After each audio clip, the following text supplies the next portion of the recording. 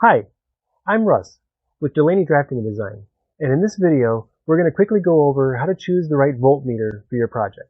So right here I have a bunch of different voltmeters lined up here, and if this is something that's new to you and you have an electrical project, you might be wondering, what type of meter do I use? Now, most of these meters are just like your average voltmeter, amp meters, that type of stuff, and they will do amperage and voltage in AC and DC. A lot of times when you see meters like this is more like for automotive type use, where it's 12 volt circuits, and not something that I personally get involved in too much. Most of the stuff that I'm working on is more like residential AC electricity, lighting fixtures, and stuff like that. So this might not be, unless if this is something that you need, this might not even be the type of meter that's included in what you're considering to use. But another thing that you notice about all of these here examples is that most of these are digital. They have a digital readout.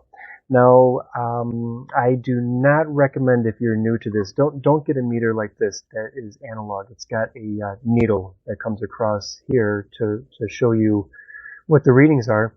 And a lot of people have a hard time reading these. It's kind of tricky to read, and I think it's just easier for a lot of people, especially when you're starting out, to just have it where it just reads the number right out to you. So in my opinion, I would kind of throw this out at first. They're too cheap and they're too hard to use and to read. So I don't have a meter like this. It's not really a meter, but this is another thing that I would kind of throw out right away. A lot of people use these. They're good for certain purposes, but if you see something like this, I don't think it's going to be very helpful as far as actually doing troubleshooting. It's just telling you if voltage is present and stuff like that. So again, in my opinion, I'm always walking people through doing electrical repairs over the phone. If this is the type of meter that you see, I would stay away from that. This is another type like that where you see it's just a probe, and then you hold it up to the wires and it lights up. That's just telling you that there's current in that line. So this is, again, another type of, unless if you have a specific need for this, you know how to use this, I don't think this is going to be helpful as far as just doing some just general troubleshooting. So again, those are the ones that I would throw out. Now, the meters that I do like personally are like this here. You see how you got a nice digital display, even on this cheaper style here, and there's a lot of different functions to it. This meter is like my tried and true meter. I've had this for well over 20 years, and one of my favorites to use. It's got a lot of functionality to it, and yeah, it works really well and it's reliable. Something like this might be a little bit more expensive, and a lot of your beginners, you don't really need to get something like this. If you want to get something that's a little better than a meter like this, because this is about like a $10 meter, you can step it up, maybe like spend $20 and $30, to get a meter like this one here. But I generally don't recommend that you spend much more than $20 for just a simple meter if you don't really need something like that. This is really good for checking voltage and continuity. And let's say you're having issues with like a circuit breaker tripping or shorting, stuff like that, where you need to really check amperage and maybe like high current, this is what I would recommend, is a meter like this.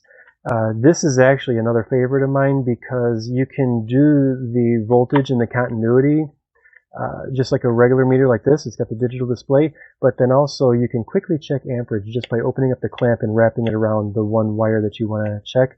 Or like if you're checking the power cord, you can have the power cord plugged into the wall, and then you just grab one line like this using a line splitter, and then that'll read the amperage out to you really easily. If you're having amperage issues and you're a beginner, I do not recommend using a meter like this, because actually if you don't know what you're doing, you can blow up the meter. I mean, a lot of them do have fuse protection, but you can cause problems if you don't really understand how to use it. These are pretty good too. They got these little portable, like, pocket ones, but what you're going to find with these is, although they're cheap, they're not as cheap as you would think, because they are small and portable, but they don't have very much functionality. A lot of times you don't need much. All you're checking for is volts and continuity and stuff like that, so it might be really good. But again, if you're asking me, I like a meter like this as a general all-arounder there because it's got, you see, AC voltage, millivoltage, it's got DC voltage, ohms, continuity, even diode checking. I mean, there's a lot of other stuff here. You know, capacitors, frequency you might not even check, might not even need to check. Some of these too, they have like an input here, like for checking temperatures, and then here you have different amperage settings for alternating and direct current. And oh, those are the settings for the temperatures. So this is something that's, you know, pretty, it covers all the grounds. But again, you might not need to spend as much as that. Even something like this at you can buy this at Harbor Freight, you know, for like less than $10. It still has all the main functions here. It's got AC volts, DC volts in different ranges, DC amps, and you can even do bigger, like 10 amp loads here. And here's your continuity and your resistance. So yeah, something like that. Again, don't spend more than like you know, $20, even $30, and then you can have a good voltmeter for doing your electrical testing. Thanks for watching the video. Hope you liked it. If you did, please like, comment, and subscribe.